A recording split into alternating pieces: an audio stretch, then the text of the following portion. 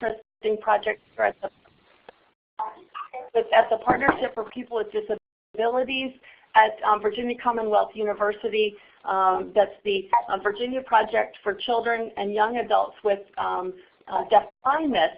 But she has a real interest in connecting with us in early intervention so that we can help our really young children get off to a great start, and for children with vision and hearing concerns get the support that they need and their families get the support that they need. And so she was really excited about sharing some information with you guys as early intervention providers, and to connect our community with the resources of the project that she supports in Virginia. So without further ado, I will turn the webinar over to her, and I look forward to learning with you all together today. Ira? Thanks, Dina. So as Dina mentioned, my name is VEIPD. I am the project coordinator for the Virginia Project for Children and Young Adults with Deafblindness. And that is definitely a mouthful, so we usually go by the Virginia Deafblind Project. And as I continue with the presentation, the leader has turned lecture on, and your line will remain muted until the conference leader unmutes your line. Children with vision and hearing loss. So before I get started, I kind of wanted to know what the experience was. I wanted to know if you have worked with children with sensory impairments. So if you, as Dina had mentioned before, if you could go to that drop-down box under participants that have either the A, B, or C, and choose, have you worked with children with only vision loss? Have you worked with children with hearing loss? Have you worked with children with both vision loss and hearing loss? Have you worked with children who have both a vision and hearing loss, or you have no experience working with children with sensory impairment? Give you guys a few minutes to select your answer.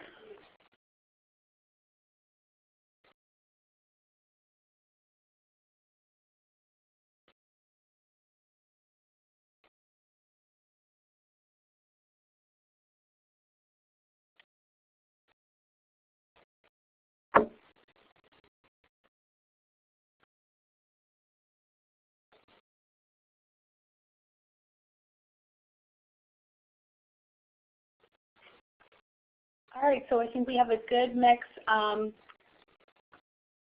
children of people who've worked with both hearing loss and vision loss, as well as we have a few people who have worked with children who are have vision and hearing loss. And we have a few with no experience. So I hope everybody might walk away learning a little bit something. So I wanted to open up and talk about the term deafblindness, because I think one of the biggest roadblocks that our project faces is that people are not exactly sure of what that term deafblindness means. You know, Helen Keller is probably the most famous person that was deafblind, and people often think, well, the child that I'm working with have some vision and or have some hearing, and so they're not completely deaf and completely blind. But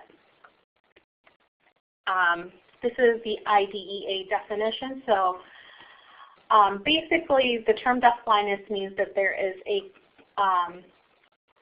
combined vision and hearing loss. So about 90% of the children that are considered deafblind do have some sort of vision and hearing, and only 10% of the children that are considered deafblind are totally deaf and totally blind. And you know, in my experience, I've been in the field of deafblindness for a little under 10 years, and you know, in my experience, I have never worked with I've worked with a lot of students, but not once has any child I've worked with, you know, resembled Helen Keller. So I, you know, So hopefully this, as I continue on with this webinar, I can give you some signs on how to detect vision loss and hearing loss too. So the Virginia Deafblind Project, we are a federally funded grant. We're located in Richmond, but we provide services for, throughout Virginia. So we provide technical assistance and training to parents and classroom teachers, early intervention providers, related service providers on various topics such as the impact of deafblindness, communication, behavior, educational programming, transition, social emotional development, assistive technology. We have tons of resources that we would love to share with you, as well as assessment and curriculum development.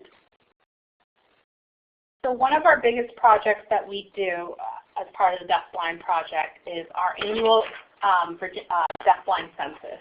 So we are federally required to keep a census of individuals in the state who are under the age of 22 who meet that criteria of deafblindness. And one of our biggest initiatives is to increase the number of children under the age of 3 who are considered deafblind. And so I'm very fortunate for that Dina invited our project to come and speak today, because we don't have a lot of children under the age of 3 that get identified. We do get a big peak when children start school. So that 6 and above area is where we suddenly get that high number. But it's really important for children with that combined vision and hearing loss to be identified early on. And I really, one of the biggest takeaways that I can mention in this webinar is that the child you're working with, they do not need to be eligible to receive vision and hearing services to be eligible for our deafblind census. And just that combined vision and hearing loss, the impact that it has, it just creates a different type of challenges as opposed to a child with just a vision loss and just a hearing loss.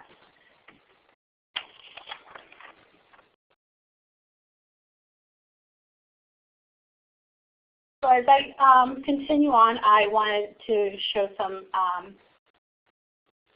signs on how to identify whether the child you're working with is deafblind. So I have a little polling question that I would like to present. So there are various causes of deafblindness. So I wanted to know, what do you think is the most under-identified cause of deafblindness? Is it prematurity, Down syndrome, rubella, or the cytomegalovirus? So I'll give you all a few minutes to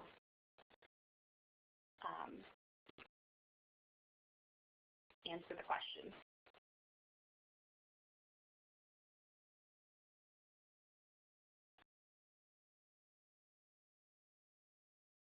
So for those who came in a little bit later, if you go under your tab for participants and you see that little square under your name that has an A, if you hover your mouse over that, you can actually click on an answer.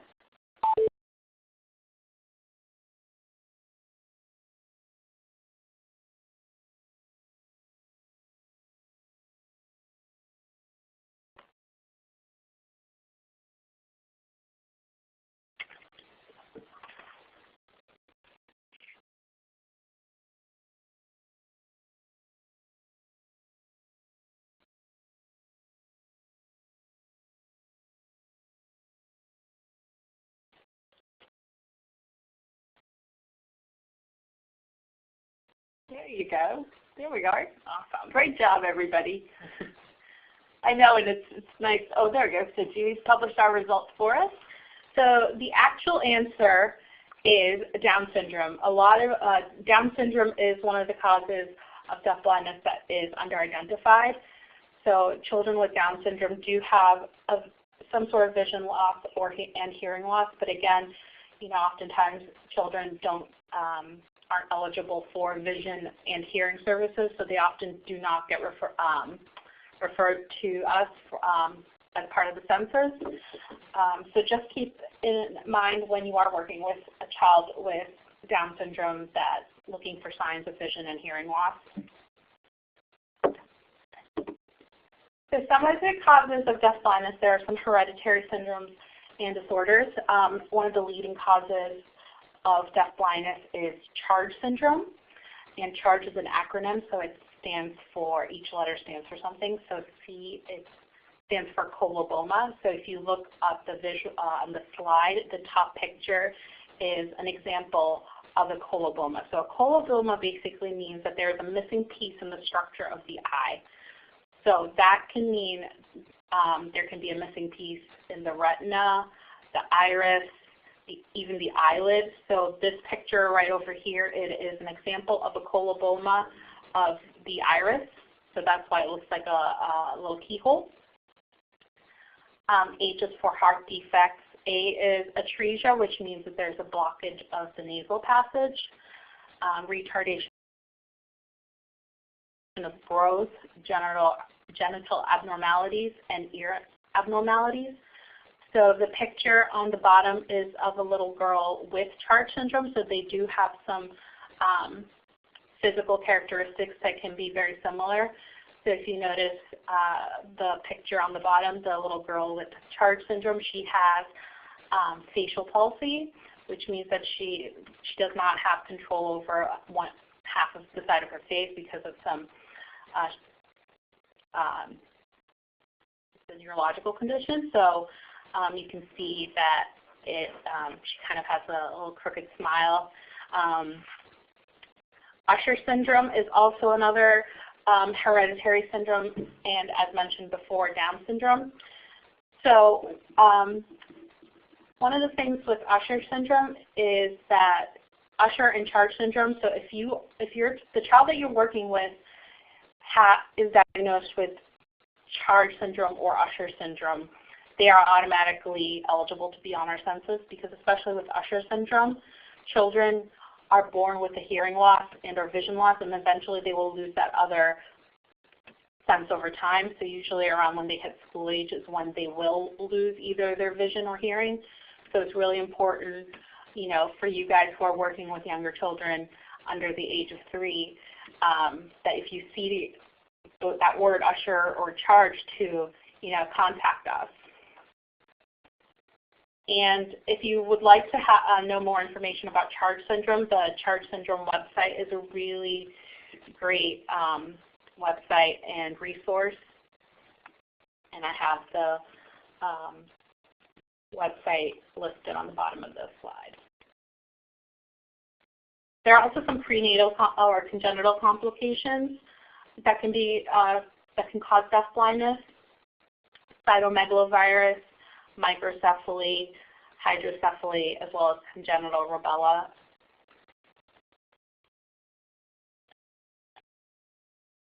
I want to break down this by talking about some common signs of vision impairment.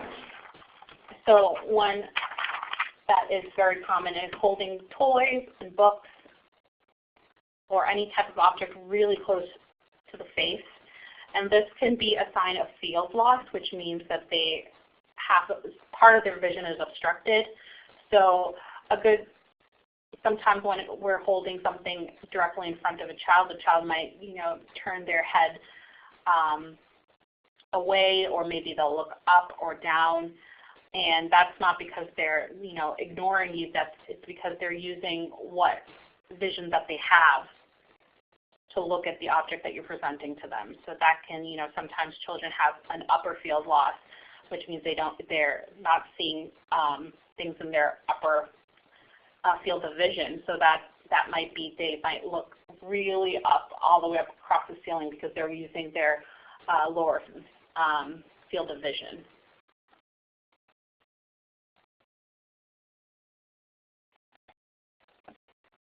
Another sign of a vision impairment could be that the eyes, that they don't move together when they're following an object or a person. So, you know, mom is standing in front of them or maybe a preferred toy, you know, their eyes don't necessarily move together.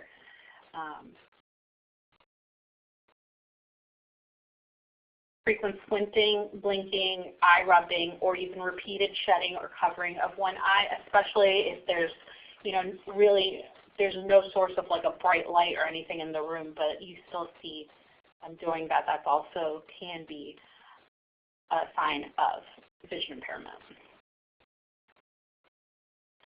The next thing I really wanted to talk about is cortical vision impairment, which is a very hot topic in the field of vision impairment. It is the leading cause diagnosed vision impairment in the United States. And the very interesting thing about cortical vision impairment, or CVI, is that there is nothing really wrong with the actual structure of the eye or the optic nerve, but where the problem lies is within the brain. So the part of your brain that is responsible for processing vision is what is impacted. So oftentimes a comparison I've heard is it's kind of like looking at a kaleidoscope. So children with CVI, they have a hard time basically processing what they're seeing. So again, this is not a simulation of what it's like to have cortical vision impairment, but kind of just understanding that children with CVI have a hard time processing what they're seeing.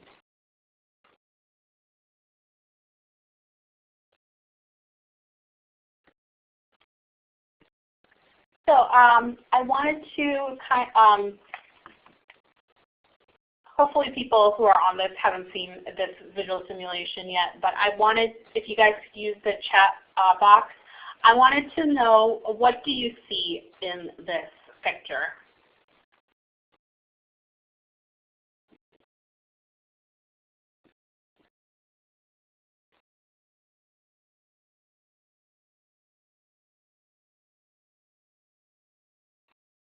I see anything? It's supposed to be tricky, so you know, just because you can't see, it's supposed to be. Let me give you a little bit of context.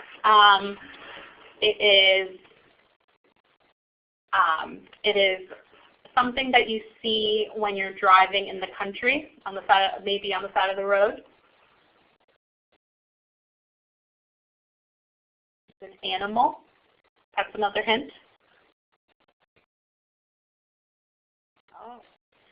Ashley has got it. All right. So, can you guys see the cow now when I do this? Ah.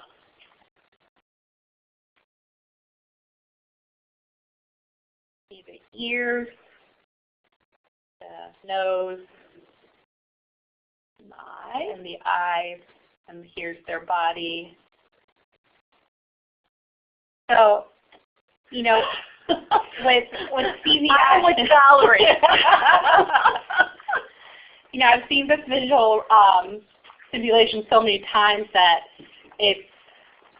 I can't not see the cow now that I've seen this picture for years and years. So for me, it's very hard not to see this cow.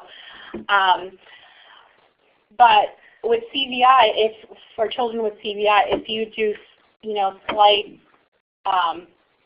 adaptations, maybe like highlighting the outside of what you want the child to see with maybe a blue or something. We'll talk about color preferences as we go along. That it can really help the child to use their vision. Right. So it's so funny. Akira and I are in the same room, and I just looked down and I looked at the cow picture, and now I can totally see the cow. And so, but I could not see that cow picture before. So let me go back and show it to you without the blue outline. It might be a little bit easier to see now. Absolutely. So, and if you can't see the cow, it's okay. You don't have CVI. Sometimes people have a hard time seeing it, but or you don't have a vision impairment, but it's a visual simulation to help you to process what you're seeing. So I'm going to show you some common characteristics for children with CVI. Children with CVI tend to gaze towards any type of light or light source. Here's a picture of children looking at a light bright. An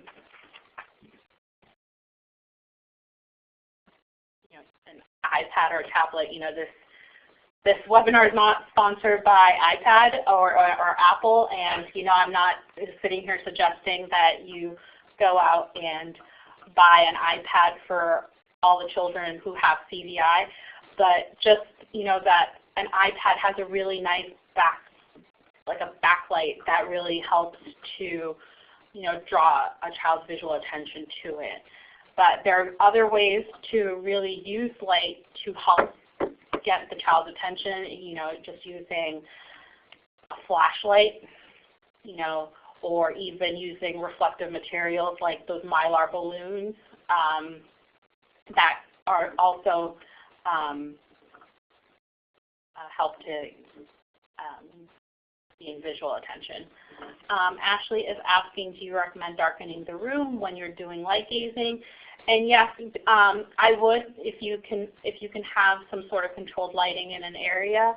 I think that will only help to increase it.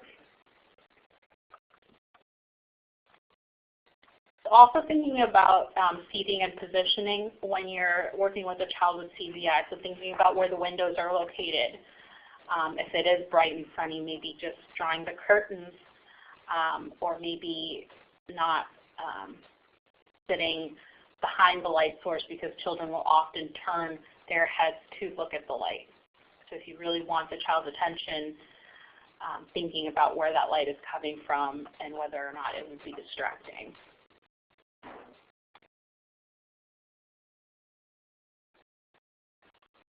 Visual complexity is also another characteristic. Children with cortical vision impairment have a really hard time with things that are very visually complex. So something to us that's very visually complex is a Where's Waldo.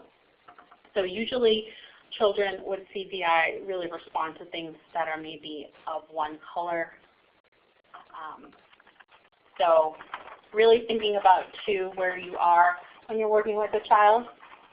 So this is my, I made this out of clip art. This is not an actual room or anything, but if you are sitting with a child with CVI and he or she is facing maybe a toy shelf, and if you want them to be focusing on that rubber ducky, this is very visually complex for a child.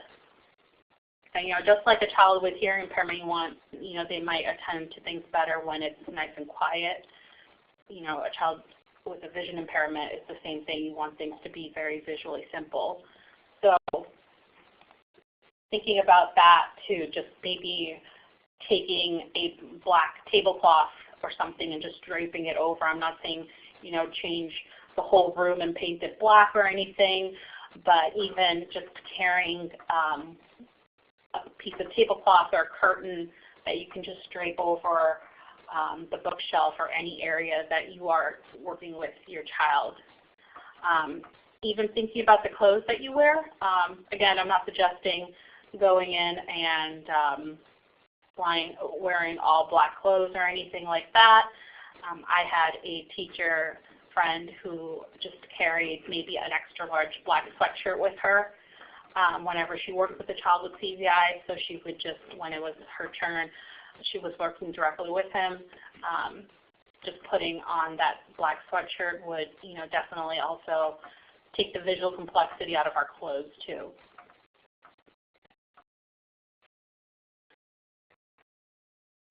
Children with CVI also have color preferences. Initially, it was thought that children with CVI really preferred the really warm colors like yellows, oranges, and reds. But now people have found out that children with CVI, they prefer colors that can be, cooler too. So there are children that have a color preference of green or purples. The best way to figure out what your child's color preference is by asking the parent what maybe their favorite toy is, something that they look at. So, for example, if a child's favorite toy is Elmo, you know, that would mean that the favorite toy, their color preference might be red. So using their color preferences to draw their attention. So I knew of a teacher that put their the child's bottle, they wrapped it up in a red sock. So especially because the child's preferred color was red, so putting a red sock around their bottle, or even outlining their chair or their tray in their high chair with maybe some red duct tape or something like that, can really help them to visually attend to what they are looking at. So something on the bottom are some toys that are very visually complex. They might not be ideal for children with CVI, but again, there's always exceptions to every child. So there might be a child with CVI that would really enjoy multicolored toys.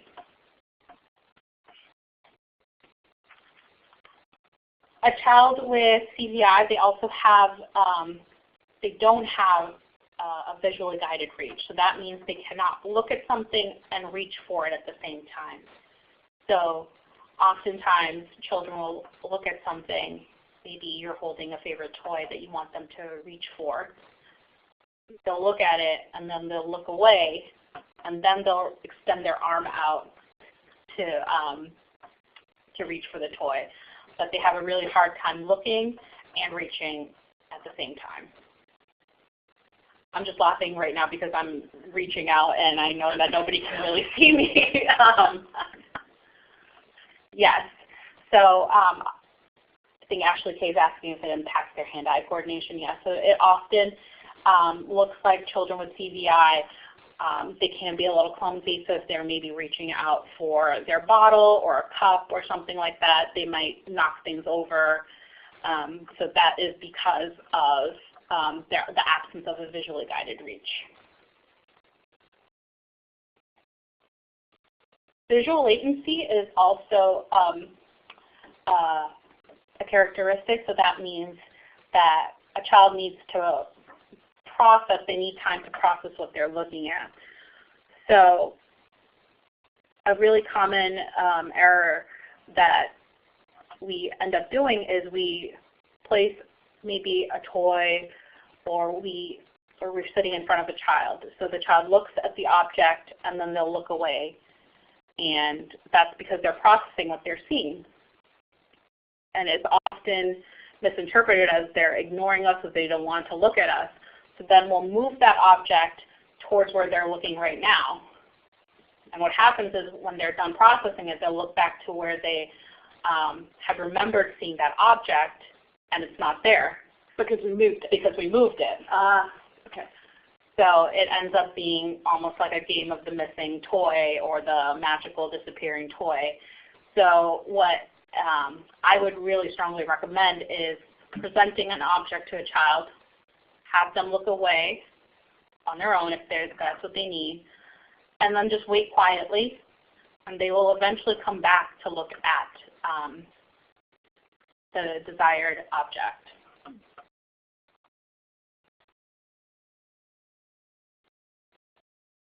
So another thing, our faces. Faces are very complex. We talked about complexity. So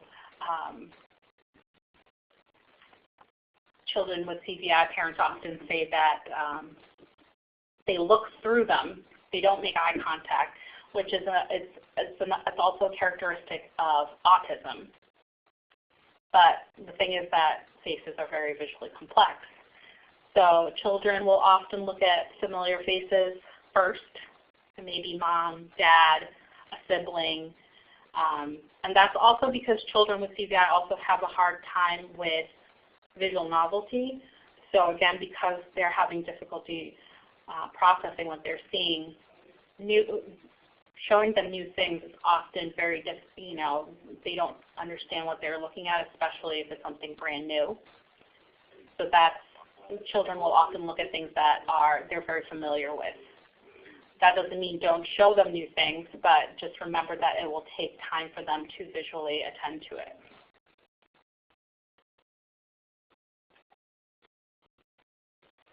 So I have a really great, this is a really great website. If you guys want to know more about CVI, it's called littleplayersees.com, and it's, what I really like about this is, again, it's chock full of resources, and it's really very educator and parent friendly. Because CVI, it has to do with the brain. Sometimes a lot of the resources can be very overwhelming with a lot of medical lingo, but this, it's very user friendly. It has a lot of suggestions on activities that you can do with a child with CVI. I think there's also a list of, Christmas gifts or things like that to get a child with CVI. It also has links to other resources. I really strongly encourage you checking this out. It's one of my favorite resources for CVI.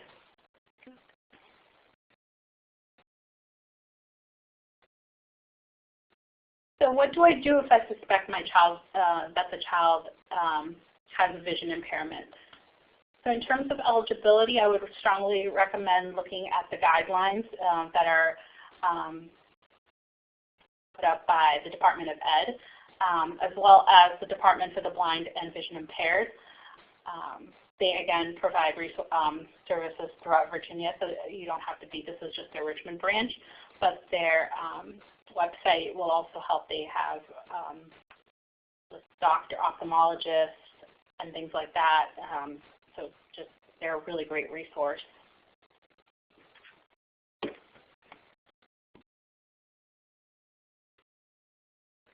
Should we check in really quick to Yeah. see if people have questions at this point? Before we move into hearing issues, do we have vision questions that folks have for Ira before we move into talking about hearing? You can put them in the chat.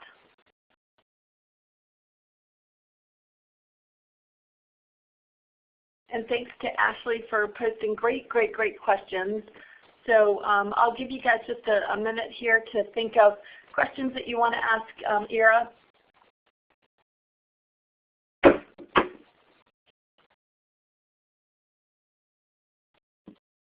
All right, Carol, I'm not sure what cat face means.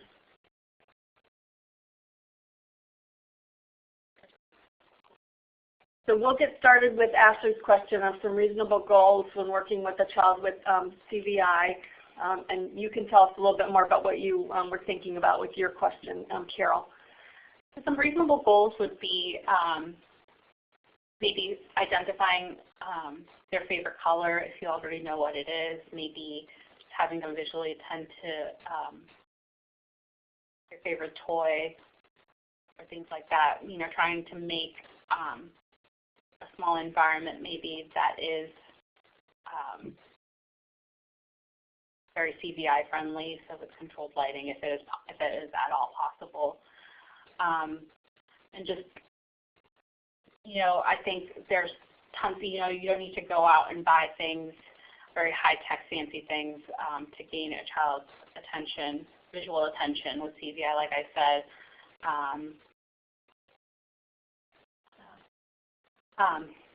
Sorry, I just got Carol's question, but I don't want to finish answering yours. So, even going to the dollar store, there are tons of, brightly colored papers and things like that, or toys, balls and things like that that you can work with just to increase the child's ability to visually attend to materials. Ideas for helping toddlers get used to and willing to wear newly introduced glasses. I think the Department for the Blind and Vision Impaired is a great resource, and people there can definitely help you with that. I have worked with some older children too who are not necessarily willing to wear glasses either.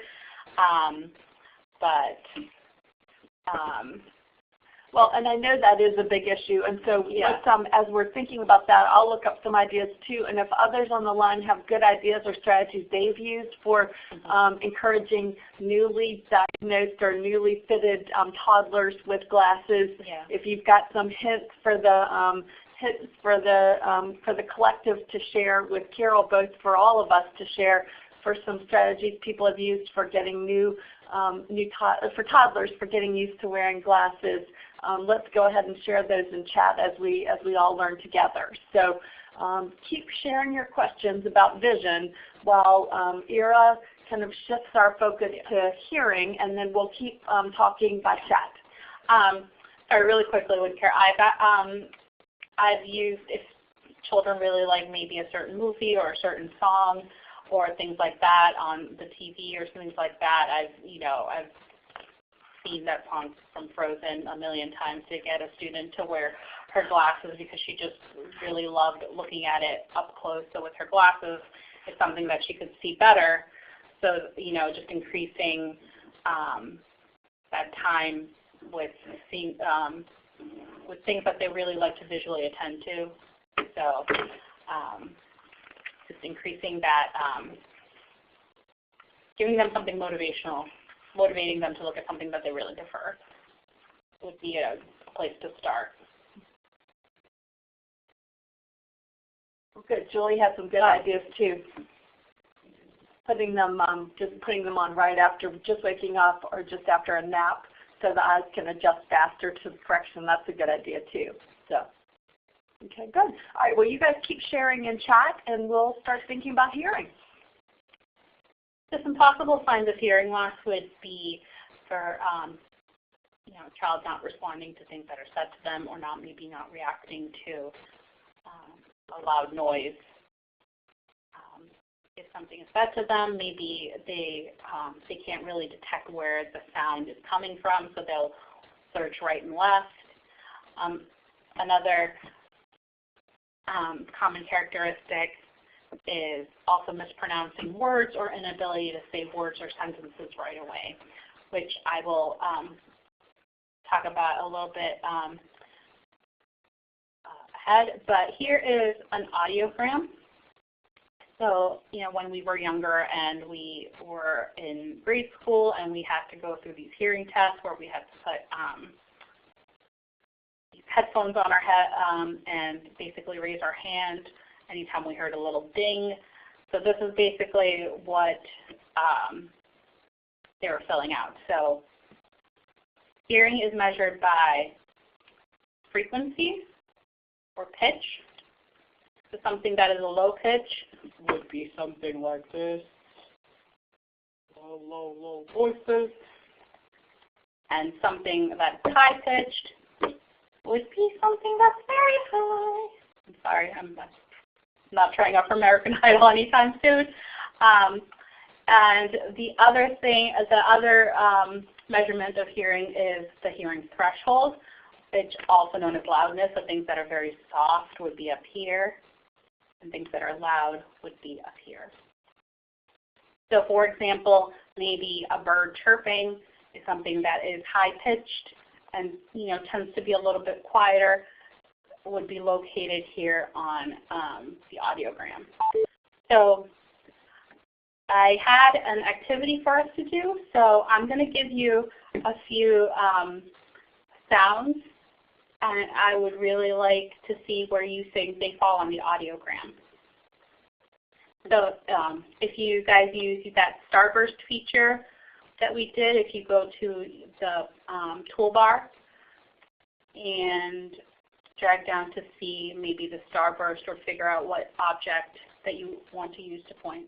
Yeah, so just go down to the, this is Dina, so just go over to your long toolbar that's just going straight up and down, and it's the second box down, and just pick one of those tools and just be ready, because Ira is going to tell us a sound, and we're going to try to plot it over on our audiogram. All right, so my first sound is, where do you think the sound of dripping water, so maybe like a leaky faucet, where do you think that sound falls on the audiogram?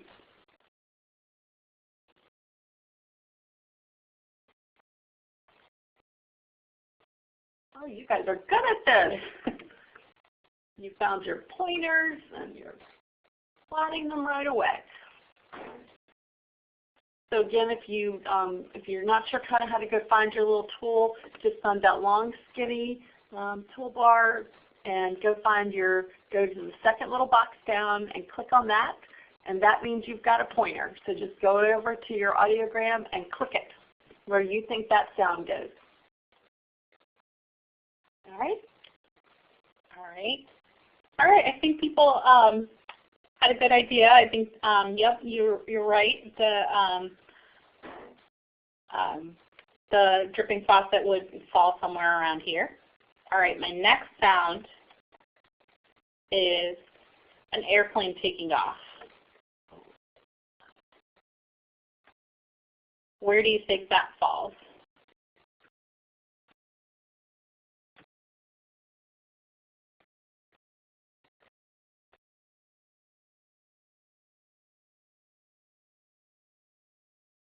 So using the same pointer tool again.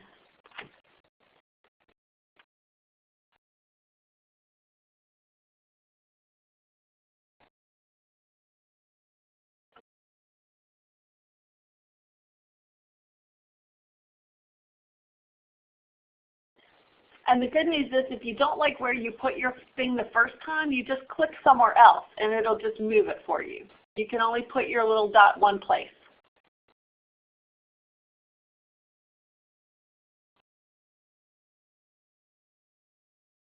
Seems like we have more conversation about this one, Ira. So if you really think about the sound of an airplane, it is loud, so everybody got that correct, that it does definitely fall in really loud noises. And it is, it is a high-pitched noise.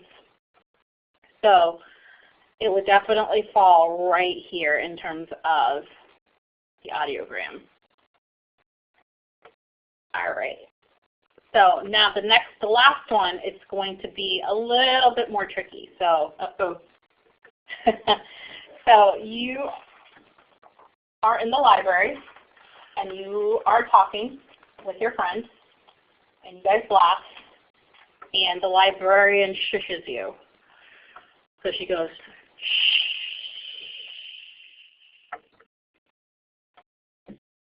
Or if you are trying to maybe calm down a child that you're working with that might be upset and you're trying to soothe them, where do you think that falls in the audiogram?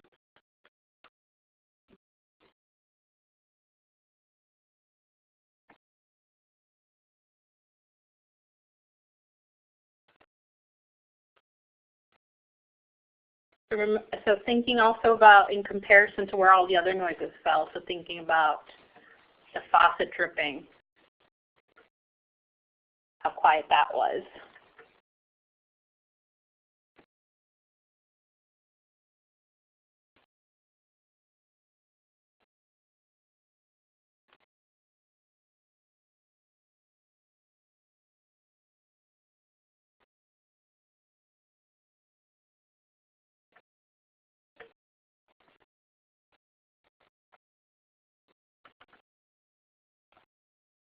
All right. So again, this one, actually most of you are correct. The sound falls somewhere in here.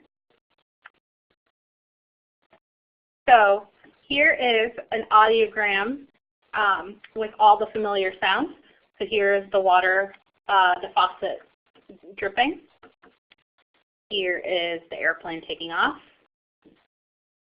Here's that bird that we talked about. And here's that word shh. So the speech, this audiogram also has a very creative thing called the speech banana because it looks like a banana. And this is where speech happens in terms of pitch and frequency as well as loudness. So if you think about a child with a hearing impairment, say for example, if they have excuse me, let me backtrack here. And on the side right here are the different types of hearing losses. So for example, if you have a mild to moderate hearing loss, you will have a harder time hearing the sounds up here. So thinking about where speech occurs, and if a child has a hearing loss, think about all of that, the speech and the sounds that the child is missing and unable to hear. So that's why when we hear a child that is not pronouncing things correctly, it can be a speech impediment or things like that, but it can also be a sign of a hearing loss because they're not able to hear the sounds that are being said to them.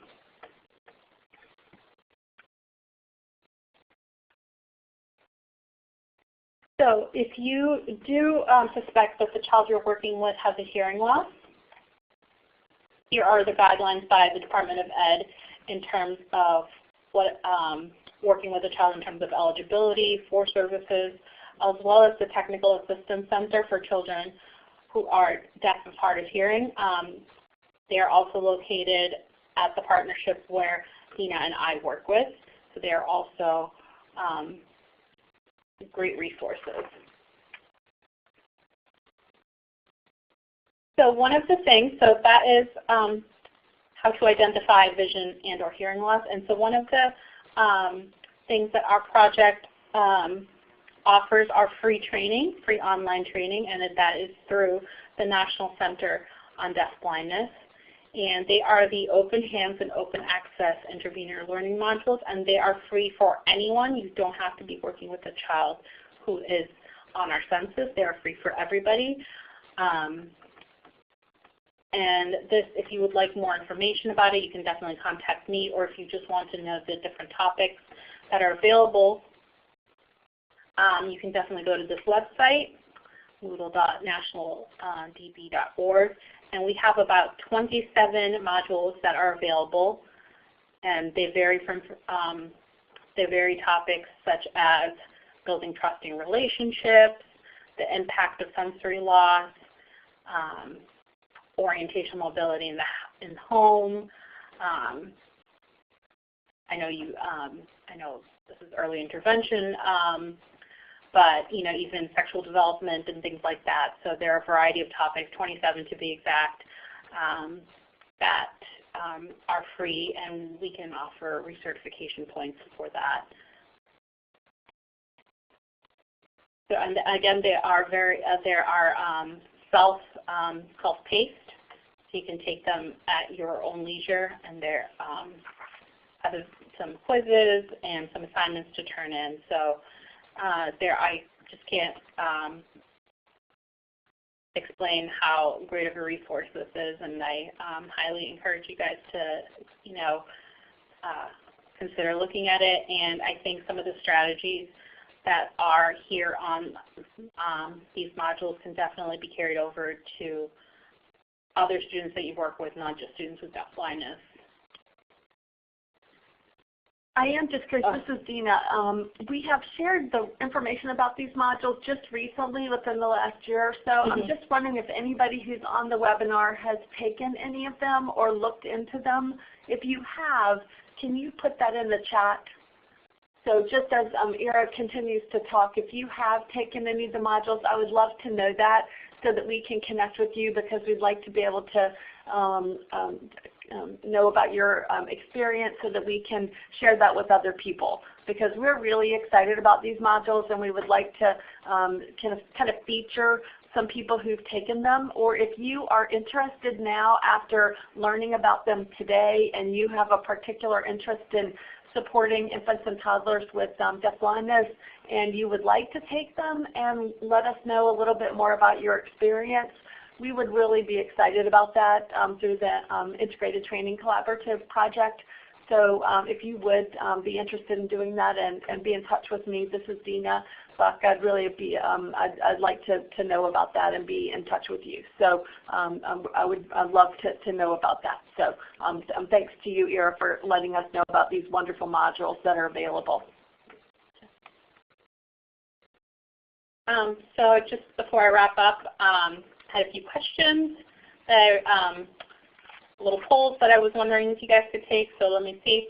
So this is a true or false. The child I work with has been diagnosed with Usher syndrome.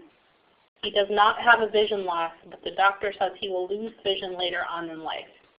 He is still eligible to be on the deafblind census. True or false? So you can use the pointer tool to just click on what you think the answer is, whether it's false or whether it's true.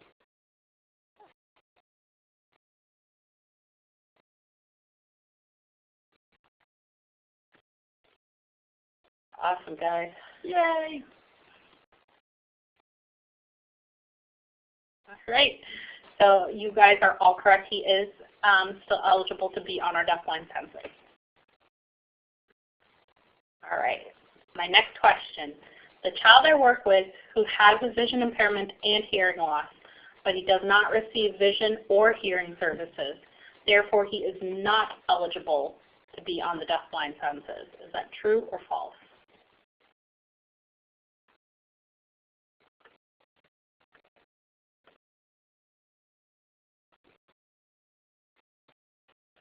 It makes me so happy.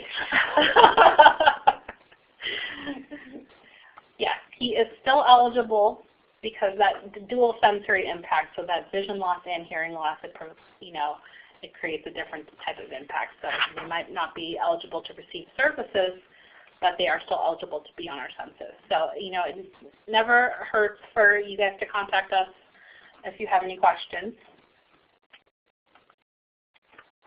All right. And the last one is about CVI. So a child with CVI is more likely to use his or her vision if the environment is A, very complex, simple, or a child with CVI does not use his vision.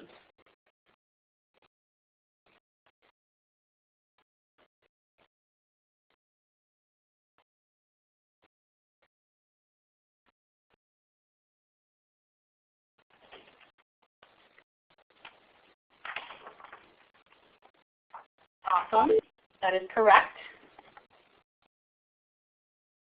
And I just wanted to know if you guys had any questions.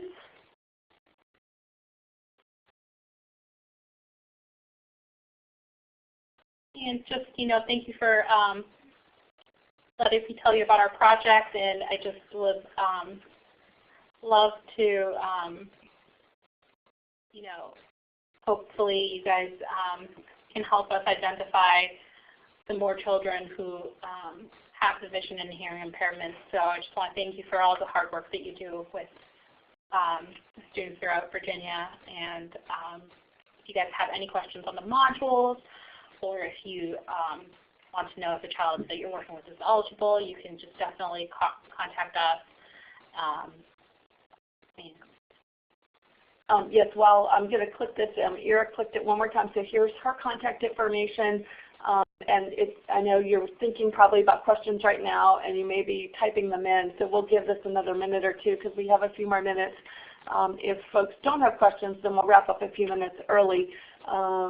But we really are grateful to have this chance to learn from you and to learn more about the project. I realize this is a little bit of a unique population of children and their needs, but I especially appreciate your opportunity to help us think about how vision and hearing and the needs of, because really all the content that you talked with us about is relevant to all the children that we support in early intervention and supporting their families. So, and I especially appreciate the resources that you've shared with us for today.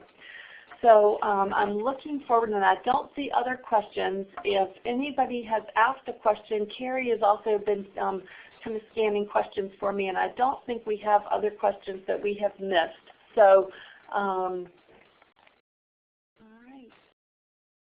all right, well, I think that we will wrap up just a few minutes early. Thanks to everyone for your help and for joining us for today's webinar. I hope you all have a wonderful break and a wonderful new year. And Valerie, especially thank you for joining us for today. I appreciate your perspectives. Have a great time off for the holidays, everyone. And thanks to everybody for your technology support, Jeannie and Carrie. We really appreciate it. And a special thanks to you, Ira, for your expertise. Thank you. All right.